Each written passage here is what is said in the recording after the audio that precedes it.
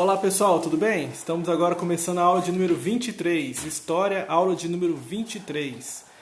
Nessa aula vamos fazer a correção dos exercícios da página 99, certo? São apenas 5 questões, mas são 5 questões que necessitam de um conhecimento prévio. Vamos lá, acompanhe na página 99, vou tirar meu rosto aqui para poder ficar mais leve a resolução. Vamos lá. Então estamos aí, ó. Página 99. Aula de número 23. Acompanhe conosco. Opa. Vamos lá. Pessoal, então tá aí, ó. Pergunta número 1. Vou só ajeitar aqui. Espero que o som esteja legal. A imagem... espero que esteja legal também. Vamos torcer aí para as coisas melhorarem, né? Então, vamos lá, número 1. Durante a década de 20, a sociedade brasileira passou por diversas transformações culturais. Cite algumas delas. O que vocês acham, pessoal? A gente pode falar aí, ó, que na década de 20... com as novas tecnologias inventadas na famosa Belle Époque, lembra que nós falamos sobre Belle Époque? Dentre elas aí o automóvel, o rádio, o telefone e o próprio avião, né? Bem como o interesse aí pelos jogos de futebol, invadiram o cotidiano dos brasileiros e alteraram praticamente seus costumes. Surgiram as primeiras universidades, e um grupo de artistas procurou implementar no Brasil essas inovações de arte na vanguarda europeia, organizando aí a Semana de Arte Moderna em 1922. Pergunta número 2. Identifique os novos grupos sociais surgidos com a industrialização e urbanização do Brasil, bem como os interesses que eles defendiam. Pessoal, geralmente os grupos sociais eram a burguesia industrial, que reivindicava aí a política, né? Reivindicava uma política de defesa da indústria nacional por meio da taxação de produtos importados. As classes médias urbanas, né? Que era um grupo heterogêneo que buscava ampliar sua participação na política. E também podemos falar aí do operariado, que buscava, que lutava, né, por melhorias nas condições de vida do trabalho. Número 3. Explique o que foi o movimento tenentista e indique as suas reivindicações. Nós falamos sobre isso, tá, pessoal? A número 3 nós falamos bastante sobre isso. Então, número 3. O que foi o movimento tenentista? Foi um movimento liderado por jovens oficiais de baixa patente contra a estrutura oligárquica vigente no Brasil. Seus participantes eram, em geral, as classes médias urbanas e acreditavam que era missão do exército regenerar e moralizar o Brasil. E defendiam a realização de reformas constitucionais e, dentre elas, a adoção do voto secreto. Eles acreditavam que, como o exército que tinha proclamado a República, acreditavam que o que a República tinha se tornado foi uma coisa horrível, um jogo só de interesse das pequenas oligarquias do café com leite, né? Da famosa política café com leite. Então acreditavam que era obrigação do exército voltar com a moral para a República. Número 4. Observe com atenção o mapa da página 93. Aí você volta lá na página 93, pegue no caderno. Página 93. Temos ali a coluna Prestes, né? O mapa da coluna Prestes, né? Falamos também sobre isso. A coluna Prestes, que vai ser de 1924 até 1927. Certo? Com base nisso, vamos responder. Letra A. Por quais estados a coluna Prestes não passou? Perceba que está perguntando qual estado ela não passou. Ela não passou pelos estados do Rio de Janeiro, de São Paulo e do Espírito Santo. E a coluna Prestes também não passou no interior de Minas Gerais, nem de Alagoas, apenas aí nos seus limites, né? A coluna Prestes também não passou nos estados aí da Amazonas, Pará, Acre, Roraima, Rondônia, Amapá, como é possível a gente ver aí, né, na página 93. Letra B. Levante uma hipótese para explicar por que os rebeldes evitavam certas unidades da federação, certos estados. Por quê? O que vocês acham? De certa forma, pessoal, nesses estados a coluna poderia enfrentar maior resistência ou conseguir menor adesão da população. Os estados de Minas, de Alagoas, eram beneficiados pela política oligárquica e neles estavam aí sediadas maiores forças leais ao governo federal, por isso que se evitava. Número 5. Observe atentamente as reproduções da pintura dos dois artistas que participaram da Semana de Arte Moderna, depois faça o que se pede. Então temos aí Caipirinha e a Greve.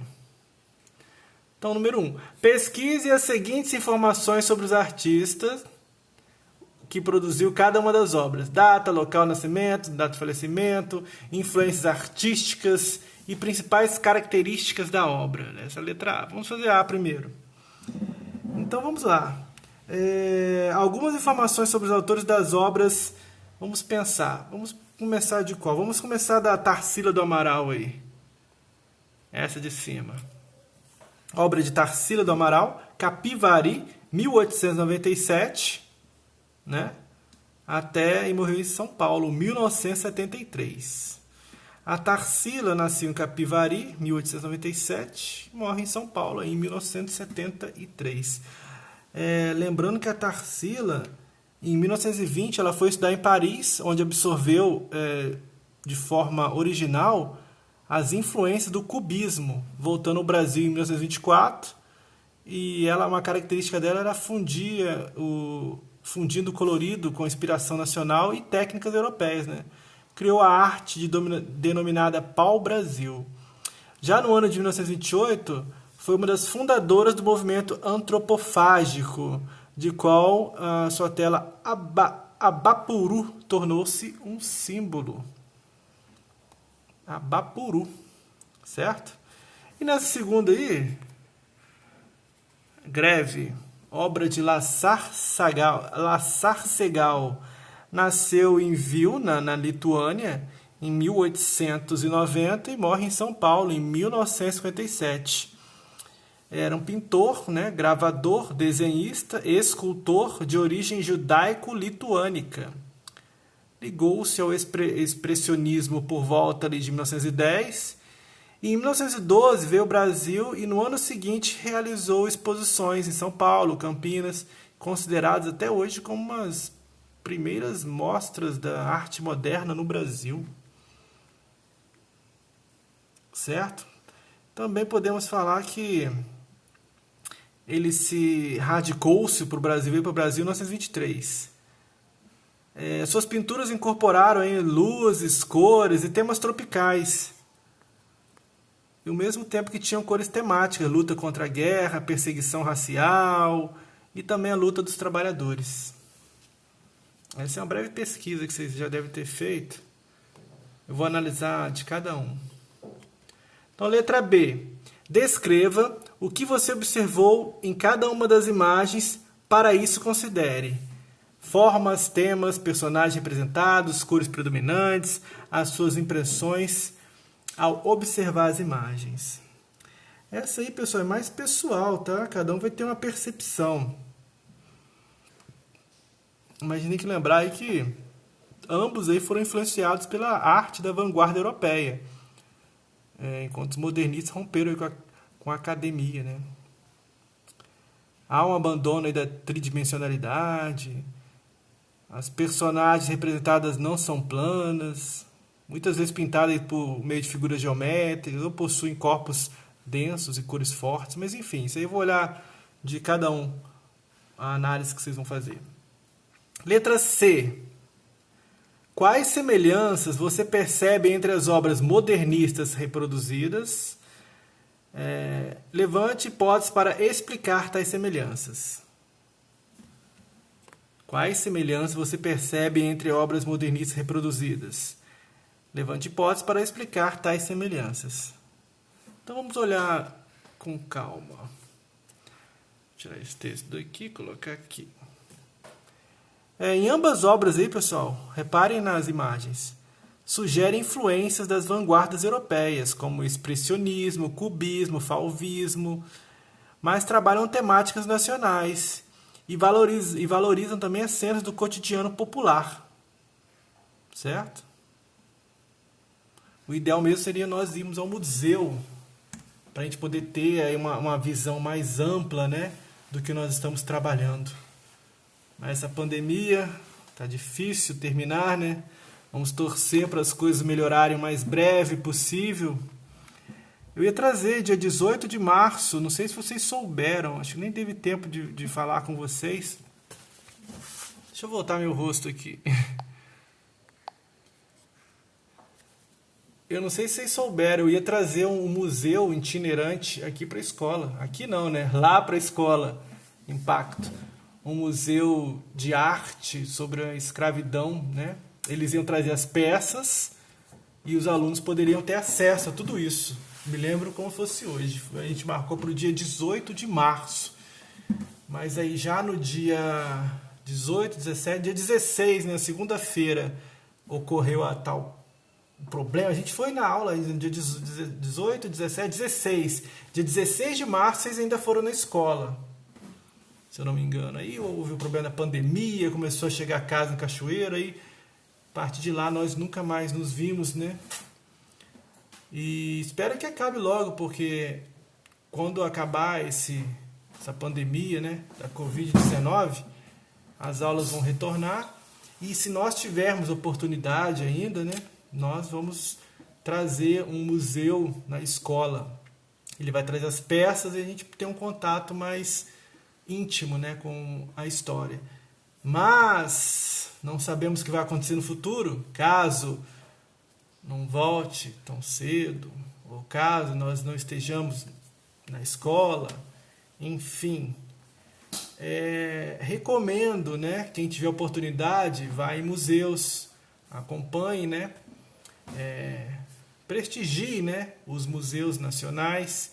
Quem tiver oportunidade em museus na Europa também, vá, é muito bom, a história faz parte da nossa vida. Vamos torcer para essa pandemia terminar e ao final dela, todos nós seremos pessoas diferentes. Acho que nós temos agora uma visão diferente do mundo.